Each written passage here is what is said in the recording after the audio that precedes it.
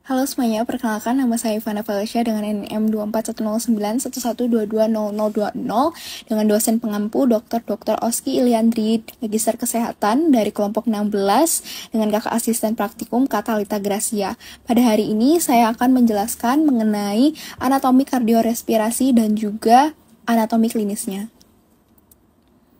Yang pertama, saya akan membahas dan menjelaskan mengenai anatomi dari sistem respirasi terlebih dahulu. Pertama-tama, sistem respirasi kita itu dimulai dari hidung. Nah, ini adalah bagian dari nasus externus dari hidung kita. Terdiri dari beberapa tulang rawan, ada cartilaginous alaris minores, dia berbentuk seperti sayap. Kemudian ada juga yang cartilago alaris mayor, yang krus lateral. Kemudian terdapat juga cartilago alaris yang mayor, tapi dia letaknya di medial hidung kita, jadi agak di dalam. Kemudian ada juga cartilago septinasi, ini bisa dilihat juga di sini. Kemudian ada nares atau lubang hidung kita. Kemudian kita naik ke atas, di sini adalah cartilaginous nasi laterales di sisi kedua sisi. Kemudian naik ke atas lagi, di sini ada os nasale. Kemudian di sini tuh ada yang namanya sutura, ada yang menghubungkan antara os frontal dengan os nasal, namanya frontonasalis. Kalau yang antara os nasal sama os maxilla namanya sutura nasomaxillaris. Kemudian kalau yang menghubungkan antara tulang frontal dan juga maxilla itu namanya frontomaxillaris. Nih. Next, kita masuk ke bagian kavitas nasi. Nah, di awal itu udara akan masuk nih ke yang namanya vestibulum nasi. Anggapannya nih kayak ruang tamunya dari hidung kita lah. Kemudian terdapat berbagai 3 lipatan. Ada yang lipatan atas, bawah dan juga tengah. Yang di atas ini namanya concha nasalis superior. Yang di sini. Kemudian ada yang concha nasalis media, kemudian ada concha nasalis inferior. Kemudian di dalam concha ini sebenarnya ada yang namanya meatus. Ada meatus nasi superior, meatus nasi medius, dan juga meatus nasi inferior. Kemudian di atasnya di sepertiga sistem kavitas nasi kita ini terdapat yang namanya persarafan, namanya nervi olfactori. Nah, di sini tuh dinamakan sebagai regio bulbus olfactori. Di regio olfactoria. Nah, di atas ini juga terdapat sinus frontal. Kemudian di sini ada sinus maxillaris. Sinus penoidalis. Kemudian di sini juga ada penonjolan yang namanya tonsilla pharyngea. Ada lubang namanya ostium pharyngeum tubae auditivae, kemudian ada yang torus tubarius, kemudian ada yang torus levatorius, kemudian ada berupa lipatan, ini namanya plica salpingo pharyngea, kemudian ada plica salpingo yang ke arah palatina, kemudian di sini ada recessus pharyngeus. Next, kita ke bagian, nah ini yang di bagian dalamnya concha nasal tadi, terdapat di bagian media ya, di bagian media ini terdapat yang namanya hiatus semilunaris. Dia berbentuk seperti bulan sabit. Kemudian ada juga yang namanya infundibulum. Di sini juga ada terdapat bulla ethmoidalis. Ada juga infundibulum ethmoidale. Terdapat juga suatu jalur nih yang namanya recessus peno-ethmoidalis karena dia terletak di antara os penoid dan juga os ethmoidalis. Kemudian di bagian sinus penoid ini ada juga bolongan nih namanya apertura sinus penoidalis. Next, kita akan membahas yang namanya sistem vaskularisasi dari kavitas nasi, yang namanya sering dikenal sebagai plexus Kieselbach atau locus Kieselbach. Ini pertemuan dari beberapa arteri. Nah, yang di bagian depan nih namanya arteri ethmoidalis anterior. Kemudian ini anterior juga, ini ada arteri ethmoidalis posteriornya. Kemudian ada spenopalatina karena dia ngarahnya ke arah palatin. Kemudian ada yang palatina mayor, ini yang gede. Kemudian sebenarnya ada tambahan lagi nih namanya arteri nasopalatina. Arteri nasopalatina ini kalau dilihat dari arah medial, kalau yang ini dari lateral. Kalau yang ini medial. Nah, beberapa cabang dari arteri ini akan beranastomosis menjadi locus Kieselbach atau plexus Kieselbach. Nanti ini ada hubungannya sama anatomi klinis ketika terjadi pendarahan di hidung bagian anterior inferior biasanya berhubungan sama yang namanya plexus Kieselbach, namanya nanti epiktasis. Next, di sini kita masuk ke faring dan laring. Nah, di bagian faring dan laring,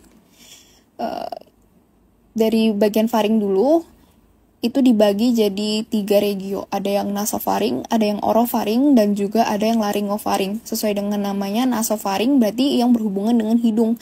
Batasnya tuh di koan. Koan tuh di sini. Sampai nanti ke isthmus pharyngeus. Di daerah sini lah. Nah, di bagian nasofaring itu dia berbatasan lateralnya sama yang plica salpingo-pharyngeus, kemudian ada ostium tadi, torus tubarius, kemudian torus levatorius, dan juga ada tonsilla pharyngea nih di daerah sini. Kemudian masuk ke bagian orofaring ya, di bagian yang berhubungan dengan cavitas oris ya, bagian mulut. Di sini tuh terdapat yang namanya palatum mole. Nah, palatum mole, kemudian ada tonsilla lingualis, penonjolan di bagian lidah. Kemudian ada tonsilla ini juga palatina. Sebenarnya di bagian cavitas oris nih ada lagi yang namanya arcus, kayak lengkungan gitu, namanya arcus palatopharyngeus sama arcus palatoglossus. Kemudian dia berbatasannya dengan orofaring, dari orofaring ke cavitas oris itu ada namanya isthmus faucium. Turun lagi kita ke bagian yang namanya laryngofaring, jadi antara laring dan juga faring. Nah, di sini ada namanya epiglotis. Kemudian ada juga yang namanya dia mendekati struktur dari laring. Nah, kita masuk ke otot-otot yang menyusun dari faring. Ada 3 yang utama. Ini yang berbentuk sirkular. Ada yang di atas, di tengah, sama di bawah. Namanya sama, tinggal penempatannya aja. Jadi musculus constrictor superior, ini constrictor pharyngeus media, musculus constrictor pharyngeus inferior.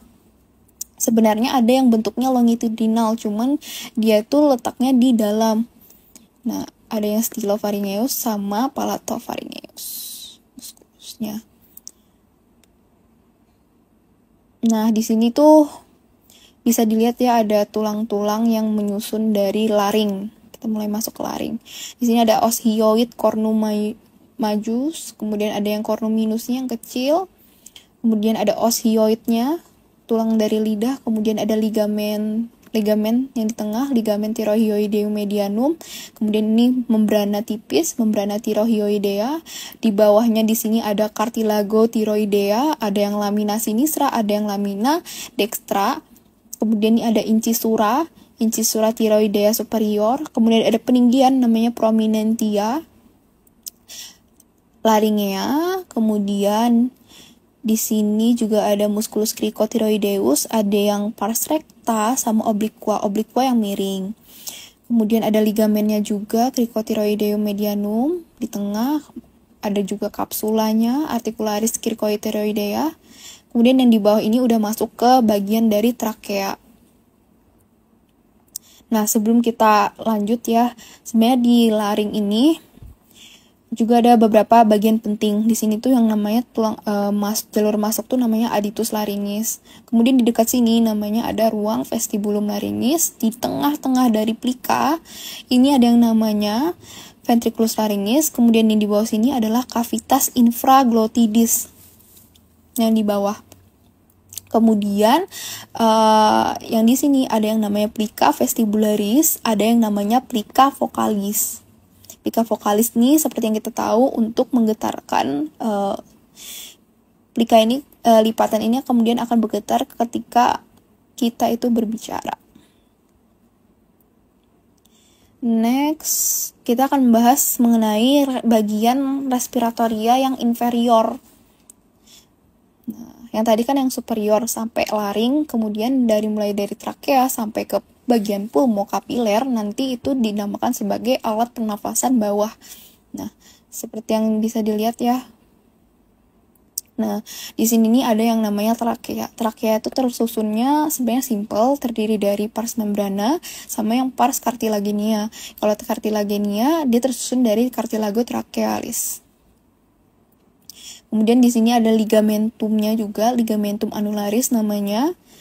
Kemudian di sini ada persimpangan. Nah, ini namanya bifurcatio tracheae. Kemudian dia akan membentuk suatu sistem yang namanya sistem bronchial tree. Di sini bercabang-cabang ya, mulai dari yang besar, kemudian makin kecil, dan makin kecil. Bisa dilihat dari namanya, kalau yang besar namanya bronchus principalis. Ada yang dexter, ada yang sinister. Kalau yang dexter ini tuh lebih pendek dan lebih vertikal lah posisinya. Makanya bahaya kalau misalnya kita tersedak. Makanannya bisa sampai ke bagian bronkus ini. Bronchus principalis yang menuju ke arah pulmo dexter. Nah, bisa dilihat ini pendek dan ini panjang. Kemudian ini nanti bercabang lagi yang namanya ke bronchus lobaris. Nah, bronchus lobaris. Kemudian yang kecil-kecil ini namanya bronchus segmentalis. Nah, dari bronchus segmentalis ini kita lanjut lagi ke bronchiolus respiratorius, makin kecil lagi. Terminalis, bronchiolus respiratorius. Kemudian masuk lagi ke bagian ductus alveolaris. Dari saluran ductus ini masuk ke saccus alveolaris. Saccus alveolaris itu pokoknya terdiri dari beberapa alveolus lah. Kemudian struktur paling kecilnya alveolus. Tapi biasanya kalau struktur mulai dari bronchus terminalis itu sudah sangat kecil. Jadi lebih bagusnya tuh kalau dilihat dari secara mikroskopisnya. Kemudian bagian pleura pembungkus dari paru kita ya. Nah, di bagian pleura ini ada yang namanya pleura visceralis, itu yang nempel sama organnya, yang ini. Kemudian ada yang di bagian luar namanya pleura parietalis. Sehingga nanti di tengah-tengah sini tuh terbentuk namanya rongga, namanya cavum pleura. Nah, bisa dilihat ini ya, ada pleura visceralis, kemudian ada pleura parietalis. Nah, pleura parietalis ini mempunyai beberapa pars. Ada yang pars costalis di sini, pars diaphragmatica di bawah, pars mediastinalis yang di tengah. Kemudian yang di atas ini namanya pars cervicalis. Nah, di sini di bagian mediastinal itu terdapat juga namanya hilum pulmonis yang terdiri dari nanti arteri, vena, dan juga bronchus principalis. Next ya. Nah, ini untuk bagian pulmodexter. Berarti bagian kanan ya, terdiri dari 3 lobus. Ada yang lobus superior, ada yang lobus medius, ada yang lobus inferior. Nah, jadi kalau sebenarnya ya, kalau dilihat dari depan ya, tampak depan, yang bisa kita tahu posisinya itu cuma lobus superior sama lobus medius. Sedangkan kalau kita mau mendengar bunyi paru dari ketiga lobus ini, kita harus melihatnya dari sisi lateral nih. Dari sisi lateral. Sehingga kita bisa menemukan lobus superior, medius, dan juga inferiornya. Kemudian, di sini nih ada hilum nih. Hilum pulmonis. Kalau yang dexter, dia tuh beda susunannya sama yang sinister. Kalau ini susunannya BAV, jadi dari bronkus, kemudian ke arteri, kemudian ke vena pulmonalis. Nah, ini ada basis paru, kemudian ini ada apex paru, apex pulmonis. Kemudian next ke pulmo sinister, sebenarnya hampir sama aja, cuman dia terdiri dari 2 lobus. Dia cuman lobus superior sama lobus inferior. Nah, bisa dilihat ya, sebenarnya wah, ternyata lobus superior tuh mendominasi bagian depannya aja. Sedangkan lobus inferior tuh cuman sedikit bagian depan. Jadi kita lebih bagusnya itu kalau diperiksa tuh lewat dari posterior sama yang bagian lateral. Jadi bisa mengidentifikasi lah letak-letak dari lobus superior dan lobus inferior pulmo sinister. Nah, untuk susunan dari hilum pulmonisnya berbeda ya. Ini dimulai dari arteri, kemudian ke arteri pulmonalis, bronchus principalis sinister, kemudian ke venanya, vena pulmonalis. Sama ada basis apex, basis pulmonis dan apex pulmonis. Di sini ada namanya visura. Oh ya, ada yang namanya visura obliqua. Tadi ketinggalan nih, di bagian dexter tuh ada 2 visura, ada yang namanya visura obliqua yang miring sama visura horizontalis. Bedanya apa? Kalau visura horizontalis ini dia membagi antara lobus superior dan juga lobus medius, sedangkan kalau yang visura obliqua dia membagi ke 3 lobus, jadi superior, medius, dan juga inferior. Kemudian next kita membahas, ini sama tadi ya. Di sini cuman ada persarafan sama vaskularisasi nih. Jadi untuk nervus-nervusnya itu biasanya nervus phrenicus, kemudian ada nervus vagusnya, nervus parasimpatiknya, kemudian untuk simpatik itu biasanya nervus truncus simpaticus. Kemudian untuk arterinya biasa arteri pulmonalis, vena pulmonalis yang terletak di bagian hilum tadi ya. Kemudian ada aorta descendens yang ke bawah, dan ada aorta ascendens, ada arcus aorta. Di sini ada nervus pacnicus juga. Ada vena brachiocephalica nih. Terus ini udah masuk ke sama sih arteri vena. Terus ini truncus simpaticus, ini nerv persarafan simpatiknya. Ada vena azygos dan lain-lain. Nah, di bagian paru tuh sebenarnya terdiri dari berbagai jaringan limfa ya, nodus lymphoidei namanya. Terdiri dari berbagai area, ada yang nodus lymphoidei yang letaknya di dalam dulu deh. Kita bahas yang di intrapulmonal. Ini intrapulmonal berarti di dalam paru ya. Kemudian ada yang namanya di bronkopulmonalnya, berarti antara bronkus sama pulmo. Di bronkopulmonal. Kemudian ada yang di tracheobronchialnya nih, antara trakea dan juga bronkus. Kemudian ada yang di tracheobronchiales superiores. Kemudian ada juga di paratracheales di sini. Dan terakhir itu kalau nggak salah ada yang di muaranya di bagian subclavia sini nih. Nah, next untuk anatomi klinisnya ya, dari sistem respiratori itu sebenarnya banyak. Cuman kita ambil dari beberapanya yang sering terjadi yang umum. Yang pertama itu ada asma. Asma ini adalah penyempitan saluran nafas. Karena ada yang namanya pembengkakan, mungkin ada produksi lendir berlebih, dengan gejalanya biasa itu sesak nafas, batuk, dan juga dada terasa sesak. Kemudian untuk pneumotoraks ini adalah terisinya cairan pada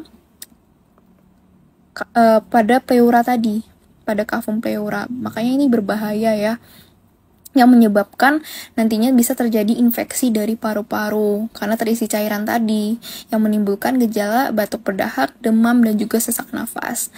Kemudian ada penyakit paru obstruktif kronis atau biasa disingkat sebagai PPOK. Di sini adalah penyakit kronik dari paru ya, yang terjadi karena penyempitan saluran nafas.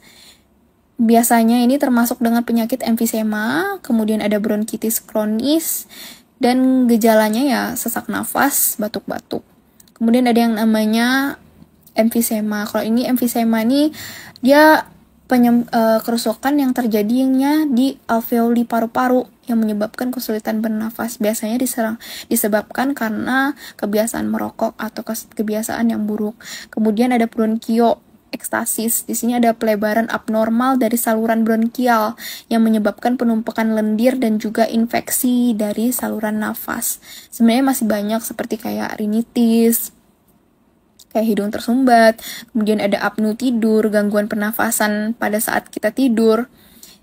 Biasanya tuh kayak henti napas lah sementara, yang menyebabkan ngorok atau kelelahan pada saat kita bangun. Kemudian ada hubungannya juga sama karsinoma atau kanker paru, pertumbuhan sel ganas di paru ya. Kemudian juga berhubungan sama yang namanya TBC, tuberkulosis, tapi yang ini disebabkan oleh infeksi bakteri Mycobacterium tuberculosis. Nah, mungkin selesai untuk sistem respirasi, kita lanjut ke yang anatomi dari core atau sistem kardiovaskuler ya. Nah, di sistem kardiovaskuler, pertama-tama kita akan membahas proyeksi dari jantung. Kita harus tahu di mana jantung kita terletak, di mana batas-batasnya, bagaimana posisi dari jantung kita. Nah, seperti yang dilihat ya, posisi dari jantung kita itu berada di dalam yang namanya rongga toraks atau kavitas toraks, rongga dada. Nah, dia tuh posisinya agak condong ke bagian sinistra, ke bagian kiri. Oleh karena itu, sebagian besar jantung kita itu beradanya di dada kiri. Nah, batas dari kirinya bisa kita lihat dari linea parasternal. Batas kanan, untuk dari jantung ini kita bisa lihat dari linea parasternal dextra. Kemudian batas kirinya itu mendekati dari linea midclavicularis sinistra. Batas anteriornya itu adalah osternum, lebih tepatnya nih di corpus terni ya. Kemudian di bagian posteriornya kita berbatasan dengan yang namanya vertebral thorax. Vertebral thorax karena dia letaknya di bagian dada. Nah, dia ini letaknya di bagian tengah mediastinalis jantung kita. Kemudian, karena kita udah ngetahuin bagaimana posisi proyeksi jantung dari bagian tubuh kita, itu ada hubungannya nanti sama yang menentukan posisi auskultasi keempat katup. Ada yang valva aorta, valva pulmonalis, kemudian ada valva tricuspidalis, kemudian ada valva mitralis. Nah, masing-masing valva ini mempunyai tempat spesifik lah. Misalnya nih, valva aorta, ini letaknya di ICS2 parasternal dextra. Sedangkan yang valva truncipulmonalis itu letaknya di bagian ICS2 linea parasternalis yang bagian sinistra. Kemudian kita ke bawah di ICS5 lah sekitarnya, itu terdengarlah suara valva tricuspidalis di linea parasternalis. Kemudian kita agak bergeser ke tengah, ini linea midclavicularis ya. Di ICS5 sama, terdengarlah suara katup valva mitralis. Next, kita akan membahas mengenai permukaan dari jantung. Permukaan dari jantung bisa dilihat terdiri dari banyak struktur ya. Yang kuning-kuning ini namanya lemak, jaringan lemak atau adiposus. Kemudian ini ada yang bentuknya lucu kayak daun telinga manusia.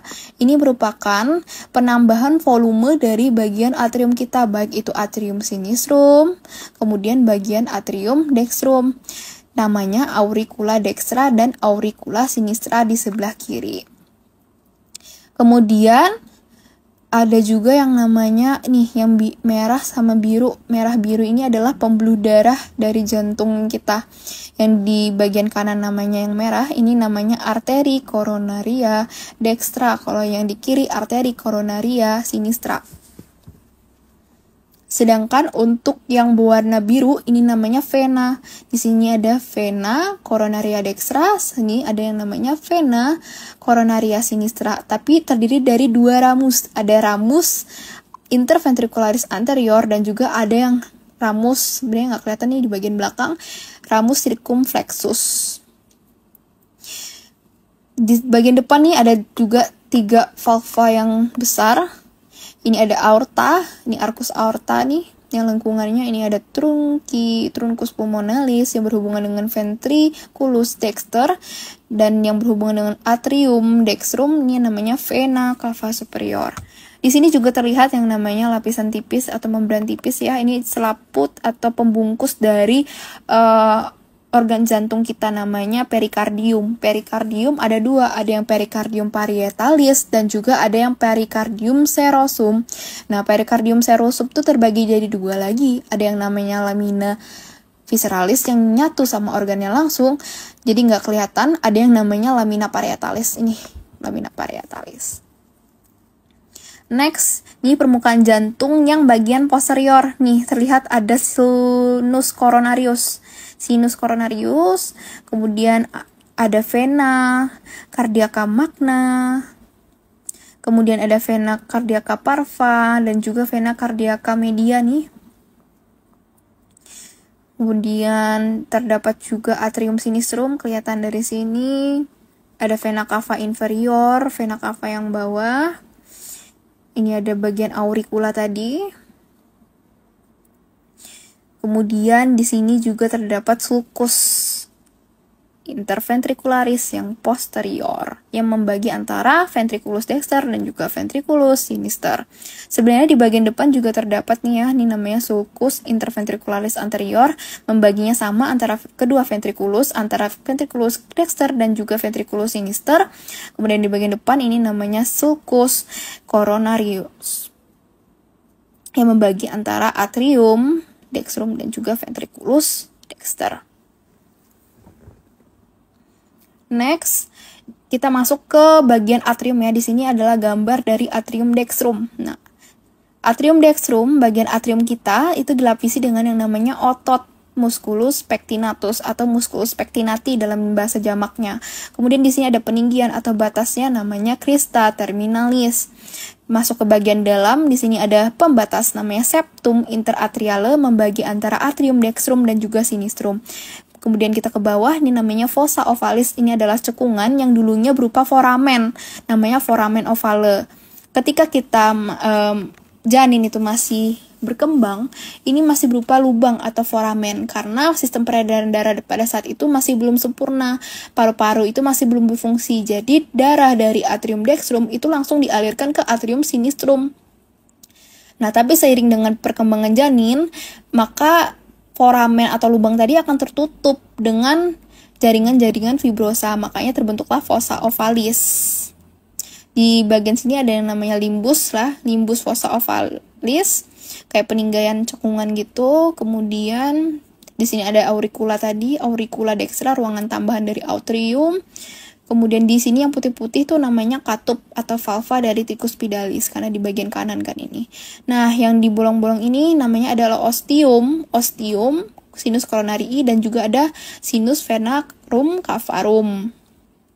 Next, untuk di bagian ventriculusnya, di sini ada yang namanya pipa, otot berbentuk pipa, namanya musculus papillaris, ada yang bagian anterior, ada bagian inferior, kemudian posterior, kemudian ada yang bagian septalis, nih yang berhubungan dengan septum jantung kita, septum interventricularis, yang membagi antara ventriculus dexter dan juga ventriculus sinister.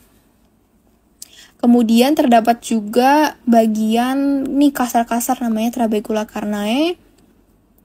Ada juga namanya trabecula septum marginalis yang biasa dikenal dengan Da Vinci moderator band. Kemudian ada crista juga, crista supraventricularis di bagian atas ini. Kemudian ada conus arteriosus, ini kayak dinding halus dari ventricle. Next, nah ini adalah anatomi dari katup jantung atau valva dari jantung kita. Nah, seperti yang kita tahu, valva atau jantung kita itu terdiri dari 2 jenis. Ada yang valva semilunaris, ada yang valva atrioventricularis. Masing-masing terdiri dari 2 valva. Kalau yang semilunaris mulai dari bagian anterior, ini ada valva trunci pulmonalis. Nah, valva trunci pulmonalis. Kemudian ada juga valva aorta yang di bagian belakang. Kemudian di sini ada yang namanya valva atrioventriculis sinister atau bisa disebut juga bicuspidalis atau mitralis.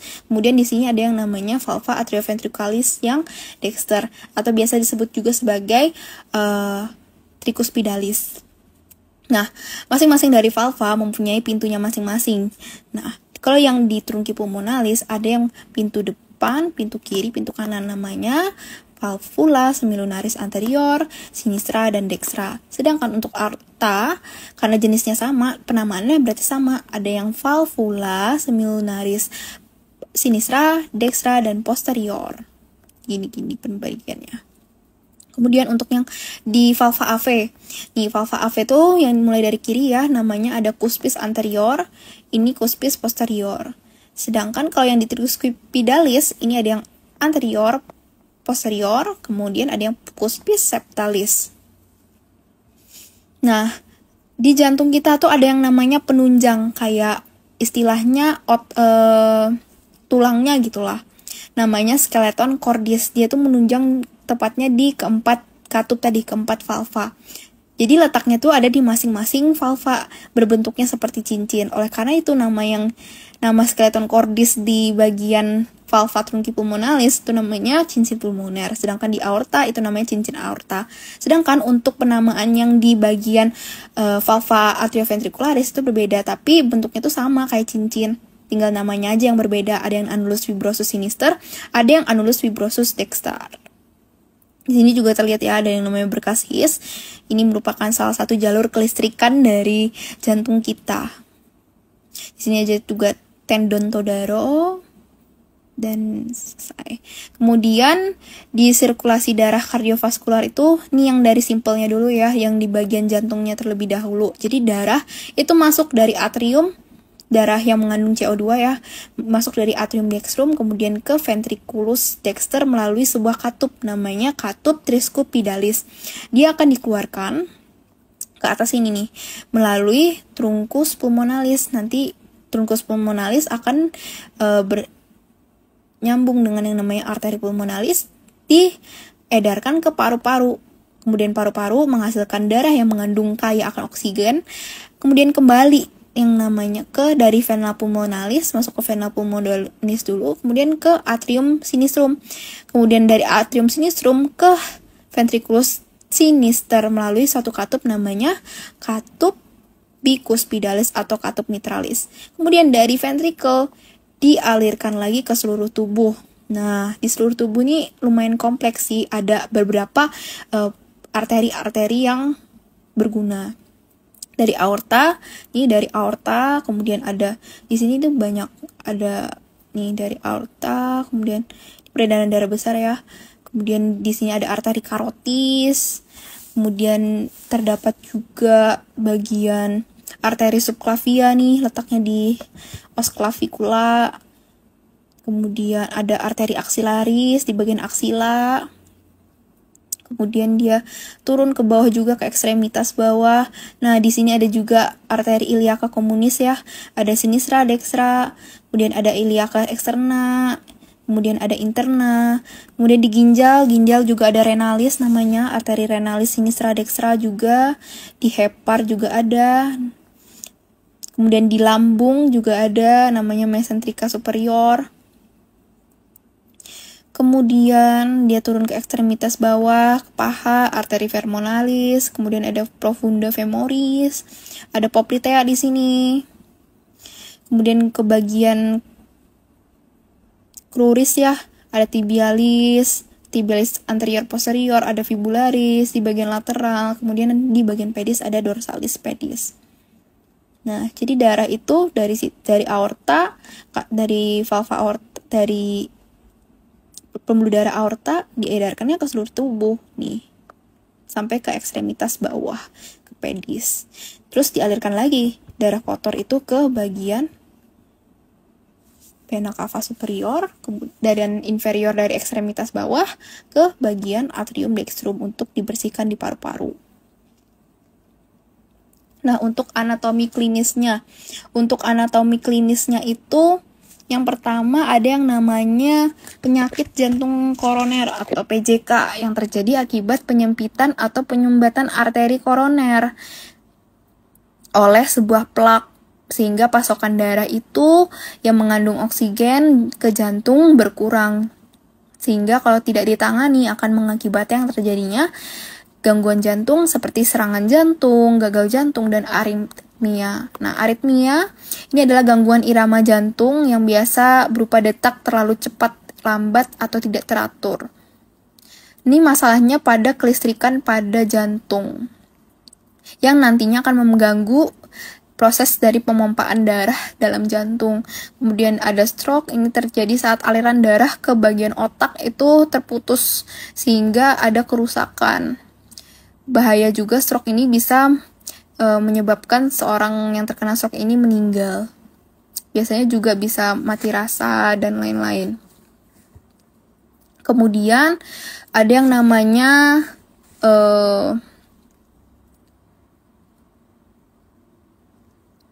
namanya deep vein thrombosis. Di sini adalah pembukuan darah di vena dalam. Biasanya itu terjadi di kaki yang beresiko terhadap emboli palu. Kemudian ada PAD, penyakit arteri veriper, penyumbatan arteri di kaki akibat penumpukan plak sama yang mengganggu suplai darah ke bagian kaki. Kemudian ada endokarditis, biasanya itu infeksi pada jaringan pembungkus jantung atau endokardium tadi, lapisan dalam jantung, yang dapat merusak katup dan juga fungsi dari jantung kita. Nah, mungkin itu penjelasan mengenai anatomi dari sistem kardiorespirasi. Semoga bermanfaat. Terima kasih.